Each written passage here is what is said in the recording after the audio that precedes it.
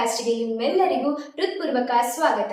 ಇಂದಿನ ಸಂಚಿಕೆಯಲ್ಲಿ ನಮ್ಮೊಂದಿಗೆ ಅತಿಥಿಯಾಗಿ ಇದ್ದಾರೆ ನಮ್ಮ ಶಾಲೆಯ CCA ಸ್ಕೇಟಿಂಗ್ ಶಿಕ್ಷಕರಾದ ಶ್ರೀ ಲಕ್ಷ್ಮೀನಾರಾಯಣ್ ಉಪಾಧ್ಯಾಯ. ಅವರು ಸ್ಕೇಟಿಂಗ್ ಕ್ಷೇತ್ರದಲ್ಲಿ ಅಪಾರ ಅನುಭವ ಹೊಂದಿದ್ದಾರೆ.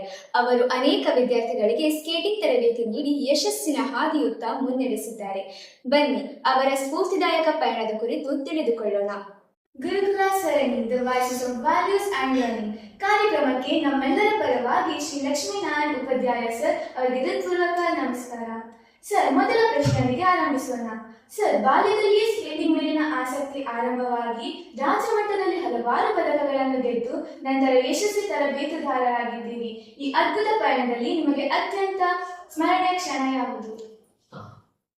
2004 ಅಲ್ಲಿ ನಾನು ಶ್ರೀಕಾಂತ್ ರಾವ್ ಅವರಿಂದ ಅವರ ಸ್ಕೇಟಿಂಗ್ ನೋಡಿ ಪ್ರೇರಣೆಗೊಂಡು ಅವರ ತರಬೇತಿಯನ್ನು ಪಡೆದೆ. ಅದಾದಮೇಲೆ 2005 ಅಲ್ಲಿ ನನಗೊಂದು ಬ್ರಾನ್ಸ್ ಮೆಡಲ್ ಬಂತು. ಅದೊಂದು ಫಸ್ಟ್ ಇದು ಅಚೀವ್ಮೆಂಟ್. ಅಂದರೆ ನಾನು ಕೋಚ್ ಆಗಬೇಕು ಅಂತ ಹೇಳಿ ಎಲ್ಲ ನನಗೆ ಕೋಚಿಂಗ್ ಎಲ್ಲ ಕೊಟ್ಟರು.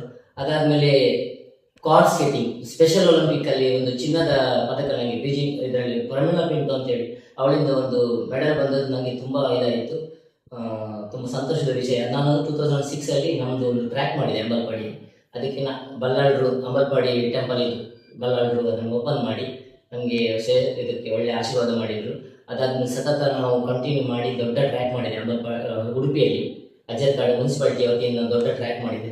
ಹಾಗೆ ಮುಂದೆ ಮಕ್ಕಳಿಗೆಲ್ಲ ತುಂಬ ಮಕ್ಕಳು ಬರಲಿಕ್ಕೆ ಸ್ಟಾರ್ಟ್ ಆಯಿತು. ತುಂಬ ಮಕ್ಕಳು ಎಲ್ಲರಿಗೂ ಒಂದು ಸ್ಕೇಟಿಂಗ್ ಇರೋದು ಕೂಡ ಒಂದು ಇಂಟ್ರೆಸ್ಟ್. ನಾನು ಅದೇ ಇಂಟ್ರೆಸ್ಟಲ್ಲಿ ಕಲ್ತದ್ದು.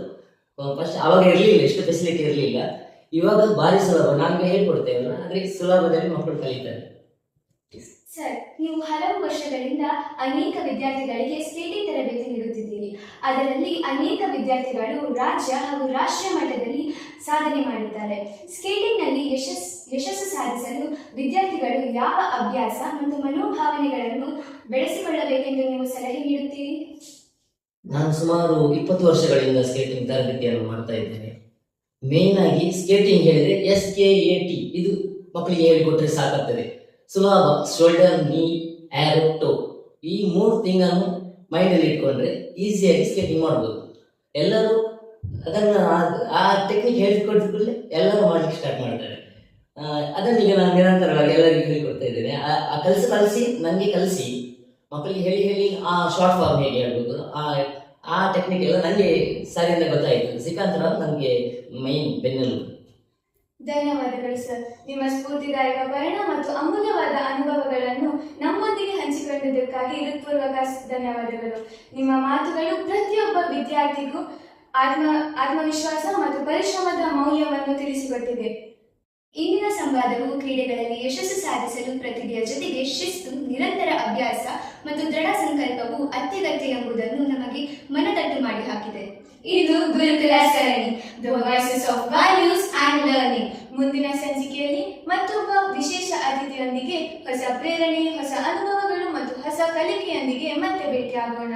ಅಲ್ಲಿಯವರೆಗೆ ಕಲಿಯುತ್ತೀರಿ, ಸಾಧನೆಯುತ್ತ ಹೆಜ್ಜೆ ಇಡುತ್ತೀರಿ ಮತ್ತು ನಿಮ್ಮ ಕನಸುಗಳನ್ನು ಬೆನ್ನಟ್ಟುತ್ತೀರಿ. ನಮಸ್ಕಾರ.